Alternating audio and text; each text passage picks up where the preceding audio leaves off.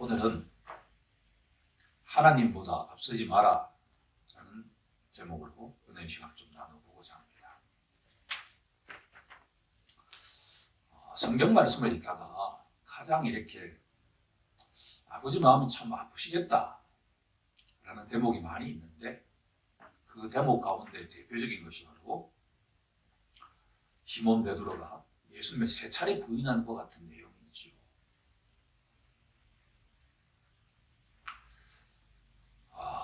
복음서가 증거하고 있는 내용을 자세히 살펴보면 시몬 베드로가 예수님을 따라가는데 멀찍이 따라갔다라고 표현되어 있죠. 시몬이 예수님에게 딱 붙어서 따라간 게 아니라 멀찍이 따라갔다.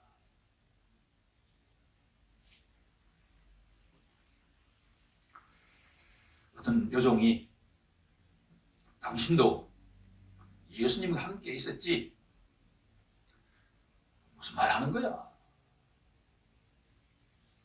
내가 보니까 그거 예수의 도당이다. 아니야. 세 번째, 너희 말투를 보니까 분명히 예수의 도당이야. 그럴 때 복음서가 어떻게 증언하느냐? 예수를 저주하면서 맹세하면서 아니라고 부인하죠. 우리말로 하면 내 손이 장을 찢기겠다는 이야기예요. 내가 그 도당이라고 한다면. 그런데 그럴 때 시몬의 눈이 예수님과 딱 맞았잖아요. 그렇죠?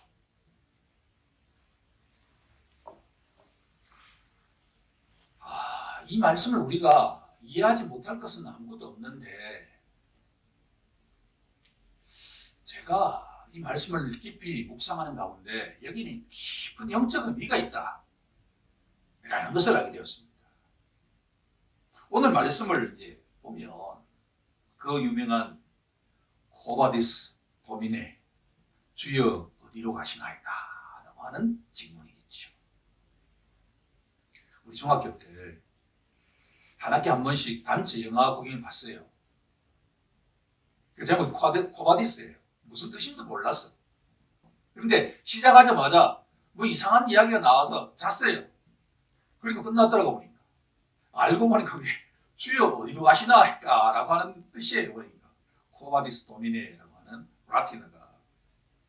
그러자 예수님이 이렇게 답변하십니다. 내가 가는 곳에 내가 지금은 따라올 수 없으나 지금은 후에는 따라오리라. 지금은 나중은 요 사이에 공백이 있죠. 중요한 지점입니다. 지금 이 본문을 이해하는데 지금은 따라오지 못하지만 나중은 따라오리라. 이 말씀은 뭐냐 그러면 오늘 설교의 제목처럼 지금은 너가 waiting, 기다릴 때다라고 하는 거예요. 그런데 시몬이 뭐라고 말하냐 그러면 주여 내가 지금은 왜 어찌하여 따라갈 수가 없습니까? 모든 제자들은 다 주님을 버릴지라도 나는 절대로 주님을 버리지 않고 내 하나뿐인 목숨을 주님을 위해서 바치겠습니다 라고 결단하죠. 이 시몬의 결단이 문제가 있나요? 어떤 신학자는 이 시몬의 이 고백을 honest, 정직하고 결기서인 결단이다 라고 하죠.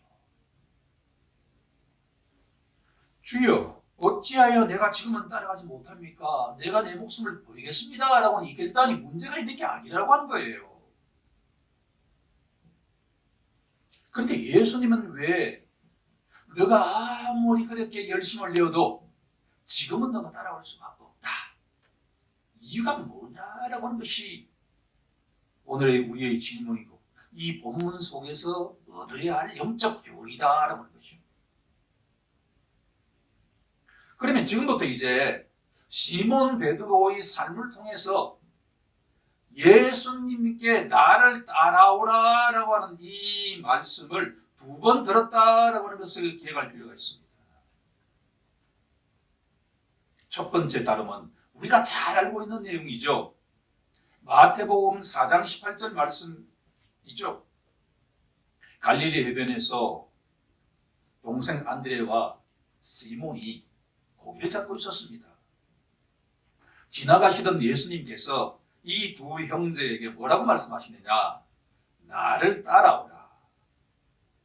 그러니 시몬과 안드레가 따라갔다라는 내용이지요. 저는 이 본문을 읽을 때마다 도대체 뭐지?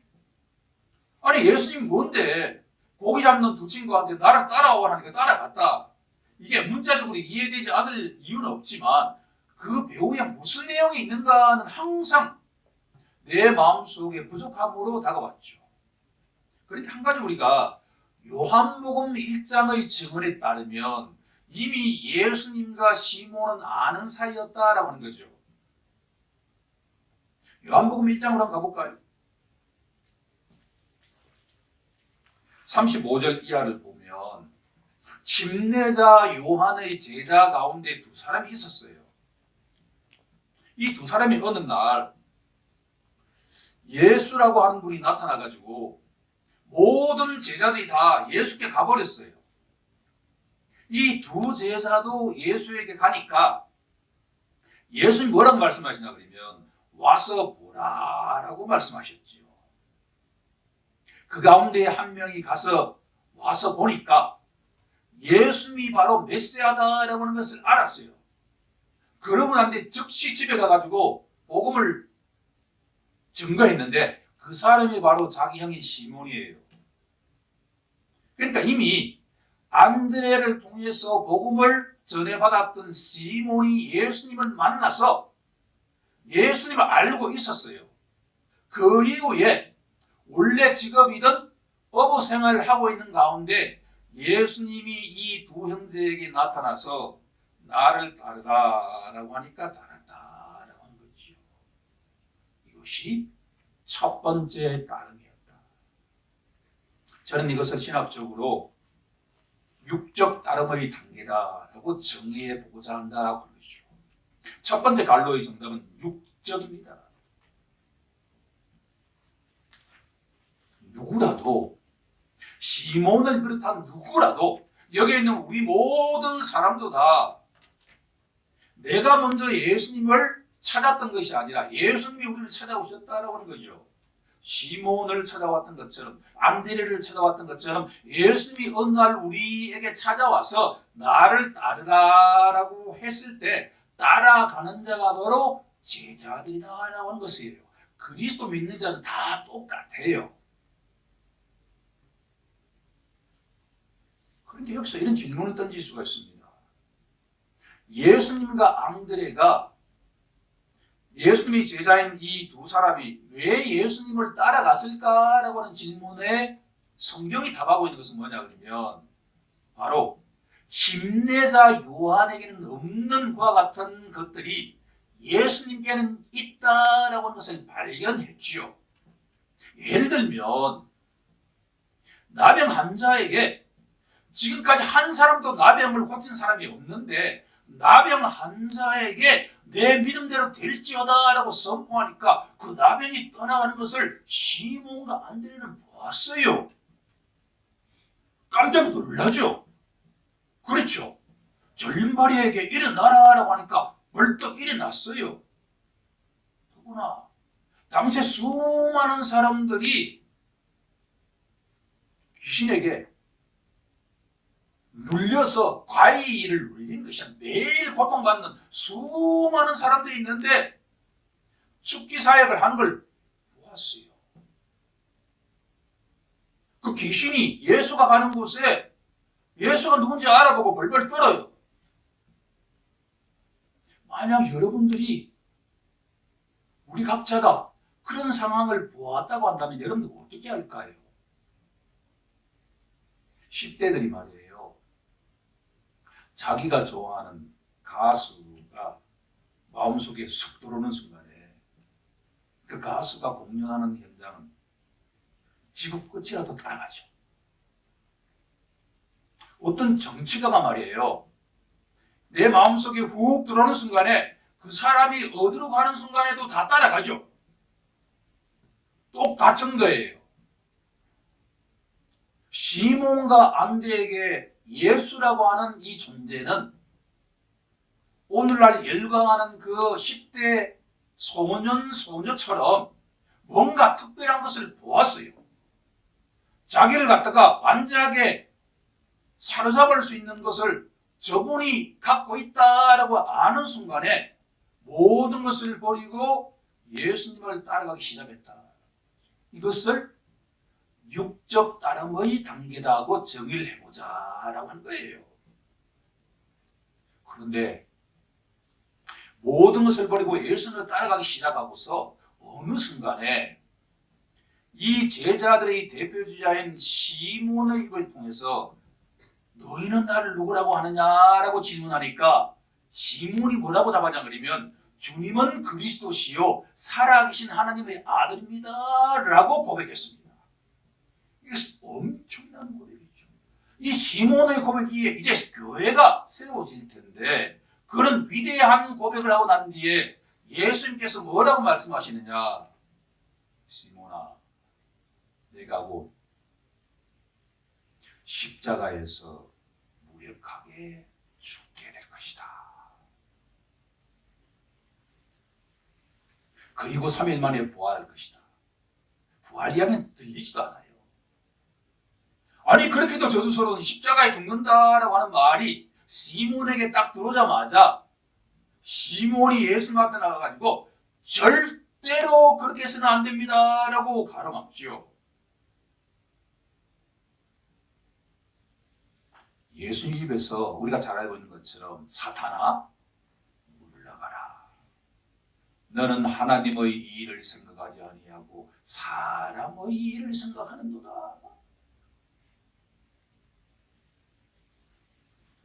주님이 사랑하시는 성도 여러분, 교회를 다니고 난 뒤에 예수님 믿고 교회를 다니고 난 뒤에 우리들은 언제든지 하나님보다 앞서 갈 가능성이 아주 높습니다.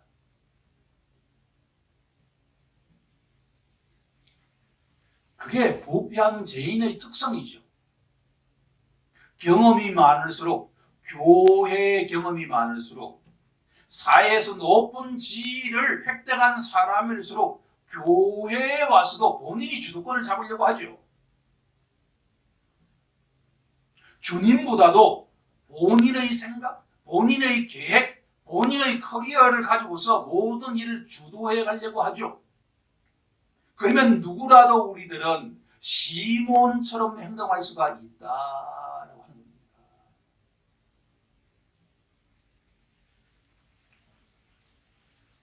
두 번째 단계가 뭐냐 그러면 바로 육적 헌신의 단계입니다. 우리들은 어떻게 보면 육적 따름의 단계에서 육적으로 헌신하는 것과 같은 육적으로 봉사하는 것이 교회의 모든 성도들의 모습이다 해도 과언이 아니에요. 예수님께서 아무리 지금은 내가 따라올 수 없다. 그러면 기다려야 되죠. 앞서가지 않고 그냥 기다려야 돼요. 그런데 시몬처럼 왜 어찌하여 내가 주님을 따라가지 못합니까? 다른 사람은 절대로 다 버려도 나는 절대로 버리지 않습니다 라고 이야기하는 것이 우리의 모습이죠.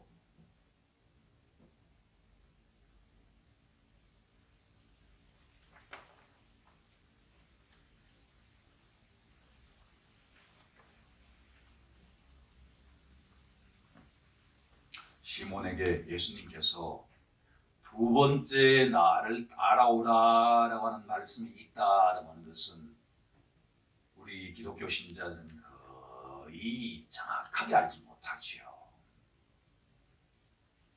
우리 다 함께 요한복음 21장 19절로 한번 가볼까요?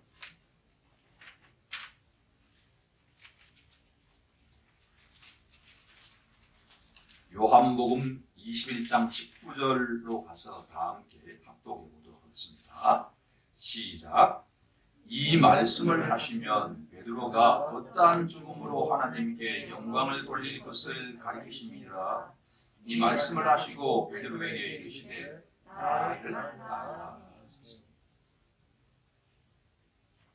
이것이 바로 두 번째 따라오라라고 하는 말씀입니다. 당연히 베드로는 따라갔죠.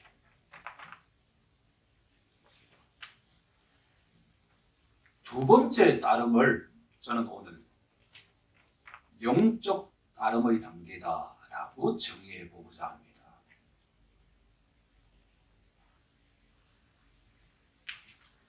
영적 따름의 단계라고 하는 것은 바로 자기 힘으로 봉사하는 것이 아니라 성령님의 권능으로 봉사하는 것이다 라고 정의한다 그러면 그렇게 어려운 이야기도 아니죠. 그런데 어떤 신학자는 시몬 베드로에게 성령이 내주하신 것을 뭐라고 하냐면 군사적인 용어를 사용하고 있다라고 하는 거죠. invasion, 침투라고 하는 용어를 사용하고 있습니다. 우리가 성령께서 예수를 믿으면 성령께서 내주에 계신다, 성령을 선물로 받는다, 성령을 침례받는다 등등 다양한 용어를 사용하지만 어떤 한 사람의 심령 속에 마음 속에 성령이 내주에 계신다라고 하는 것을 군사적인 용어로 성령이 침투해 가신다라고 해석하고 있는 것이 탁월한 해석이라는 것을 알게 되었습니다.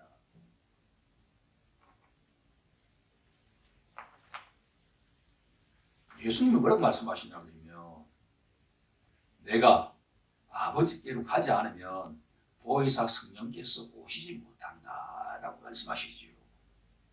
이 말씀은 뭐냐 그러면 예수님이 죽어야만 하고 예수님이 부활해야만 하고 예수님이 저 천국으로 가셔야만 보혜사 성령께서 바톤 타지에서 이 땅에 오실 수가 있다라고 하는 거예요.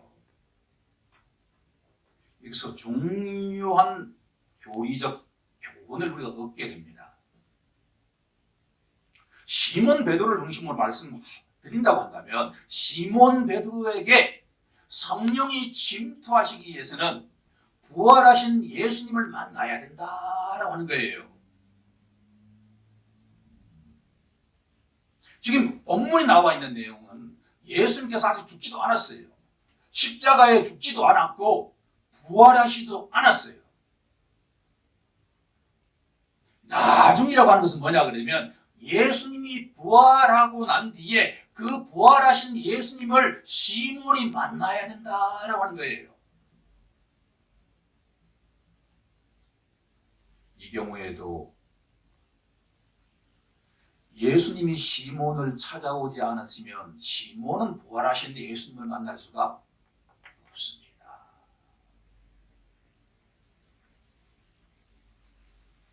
우리가 한 구절을 더 찾아보아야만 할 것 같은데요. 요한복음 20장 22절로 가서 우리 함께 합독해 보도록 하겠습니다.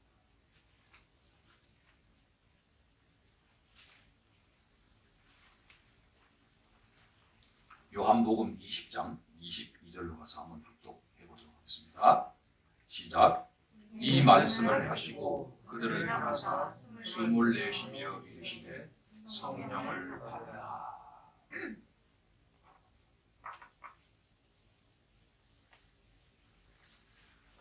부활하신 예수님께서 시몬을 비롯한 제자들을 찾아가셨습니다.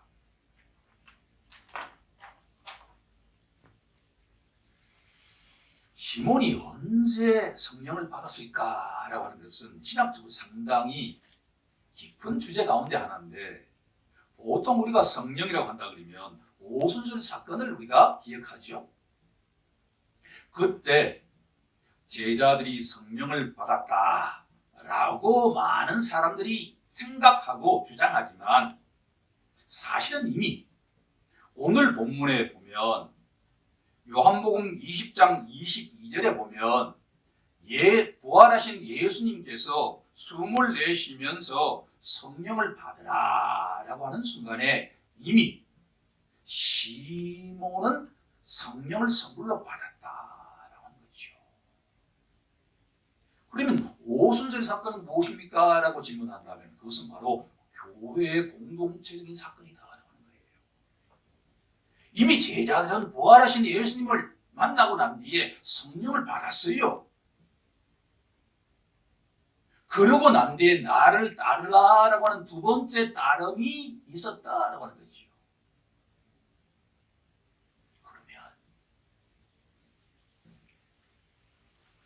그러면 성령께서 언제 시몬 베드로에게 침공하실까라고 하는 것이 가장 중요한 포인트예요.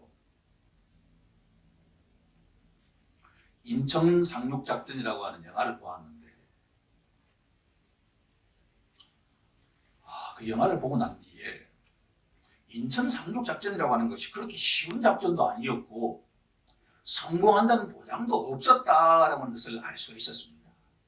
그 작전은 북한군을 양쪽으로 허리를 이렇게 뚫고 들어가는 것과 같은 작전이에요.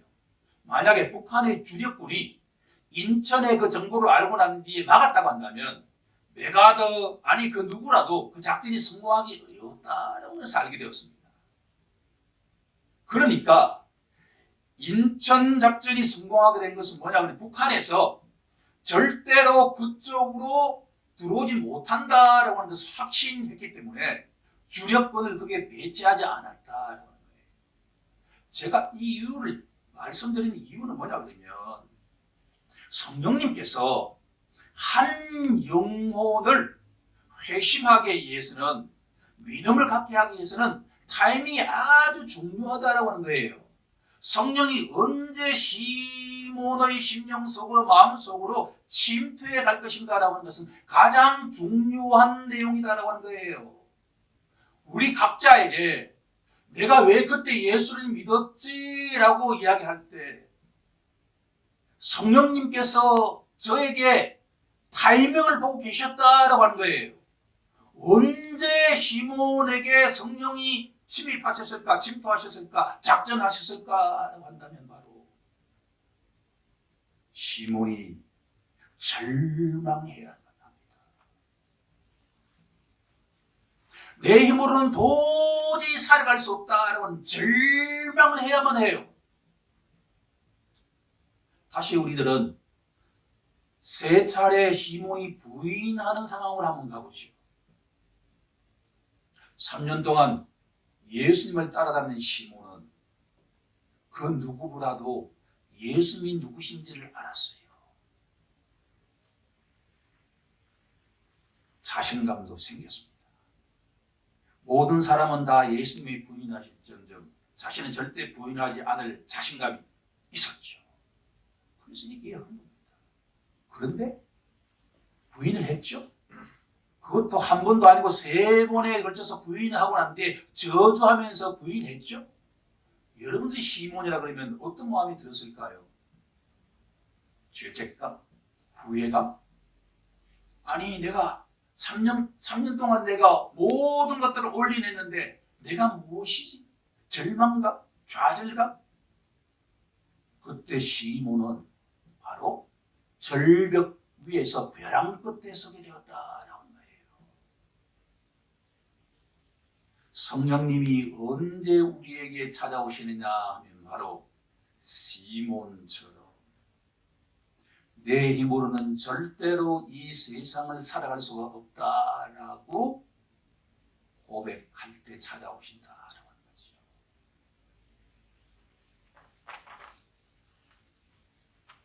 알고 보니까 예수님 입장에서는 너무나 고통스러운 사건이긴 하지만 시몬의 이 3번에 걸친 부인 사건은 우리에게 무엇을 교훈하고 있냐 그러면 성령님께서 언제 한 영혼을 회심시키는가 믿음으로 돌이키게 하는가라고 하는 타이밍은 그 사람이 이 삶 속에서 완전하게 절망할 때 내가 무력하다 내 힘으로는 절대 살아갈 수 없다라고 고백하는 순간에 성령께서 침공할 수 있는 타이밍이라고 하는 거죠. 만약에 우리가 이 세상에서 절망도 한 번도 하지 않고 항상 1등하고 세상의 최고의 부자고 내 혼자 다 살 수 있다라고 하는 것은 오히려 주님 입장에서 보면 저주 가운데 저지를 수 있다라고 하는 거죠. 패러독스죠. 이것은 일종의 패러독스, 모순입니다. 예수님께 이 시몬의 세 차례 부인 사건은 가룟 유다보다도 더 가슴이 아픈 사건이에요. 그렇지 않을까요? 제자 가운데 수석 제자고 시몬은 그 다혈질에다가 예수의 말씀이 떨어지면 그대로 실행하는 것과 같은 행동주의자였습니다. 그 제자가 자기가 보는 눈앞에서 저주하면서 부인할 때 예수님의 인간적인 마음이 얼마나 아팠겠는가라고 하는 겁니다. 하지만 여기에는 깊은 우리 각자를 향한 영적 교훈이 있다라고 하는 거죠. 성령께서는 어떤 한 영혼을 회심하게 하는 데에는 타이밍이 필요하다. 그 타이밍은 바로 그 영혼이 어떤 이유이든 절망할 때, 좌절할 때, 벼랑 끝에 서서 이제 인생을 어떻게 해볼 수 없는 그런 마지막 순간이 되었을 때 성령은 그 영혼에게 침략해서 회개하게 하고 예수님이 자신이 구세주와 주인으로 영접하게 하는 것이 바로 영적 원리다라고 하는 겁니다. 이렇게 볼 때 내가 그 절망할 때 바로 시몬처럼 내가 바로 세 차례에 걸쳐서 예수를 부인했던 그 순간이 바로 나에게 축복의 순간이 되었다라고 하는 것을 아는 순간에 기쁨으로 받아들이지 않을 수가 없지요. 심령이 가난한 자에게 복이 있나니 하나님의 영적인 축복은 내 자신이 아무것도 아니다. 내가 진짜 벌레와 같은 존재다라고 하는 것을 인정할 때 복이 임하기 시작합니다. 내가 아무것도 할 수 없고 내가 너무나 무지한 자라고 하는 것을 고백하는 순간에 성령의 역사하심이 시작이 된다라고 하는 거죠.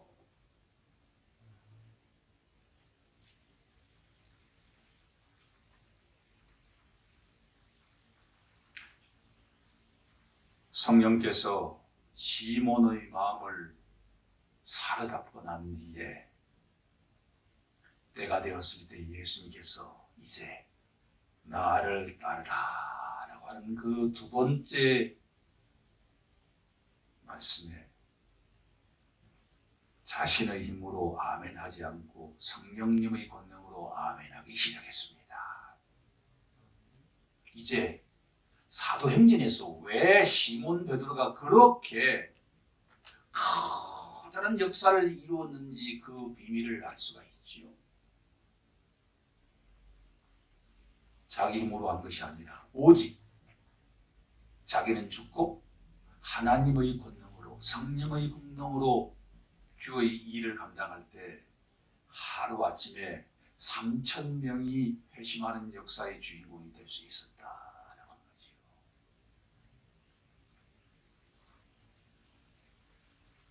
이제 말씀을 정리해 보고자 합니다.